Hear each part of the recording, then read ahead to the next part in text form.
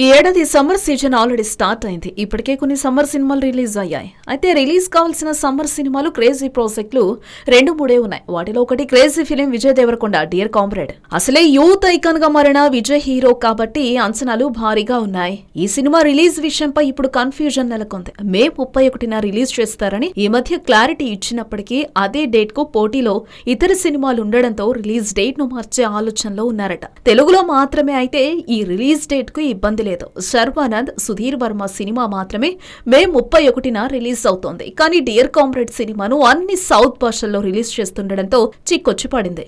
తమిళంలో సూర్య cinema NGK, Vikram నటించిన కదరం కొండన్ అదే తేదీన రిలీజ్ అవుతున్నాయి. విక్రమ్ సినిమా తెలుగులో రిలీజ్ అవుతుందో లేదో తెలియదు కానీ సూర్య సినిమా తెలుగు వర్షన్ అదే తారీఖున రిలీజ్ చేస్తారు. అందుకే డియర్ కామ్రేడ్ ను 2 వారాలు ఆలస్యంగా రిలీజ్ చేయాలని ఆలోచిస్తున్నారట. త్వరలోనే ఈ రిలీజ్ డేట్ పై ఒక క్లారిటీ వచ్చే అవకాశం ఉంది. భరత్ కమ్మ దర్శకత్వంలో తెరకెక్కిన ఈ సినిమాలో విజయ్ దేవరకొండ ఒక స్టూడెంట్ యూనియన్ లీడర్ పాత్రలో నటిస్తున్నాడు.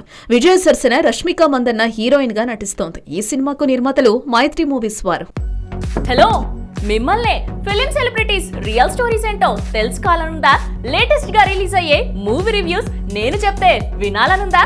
ఇంకెందుకు ఆలస్యం, యోయో టీవీని సబ్స్క్రైబ్ చేసుకోండి. అలాగే మర్చిపోకుండా యోయో టీవీ యాప్ ని కూడా డౌన్లోడ్ చేసుకోండి.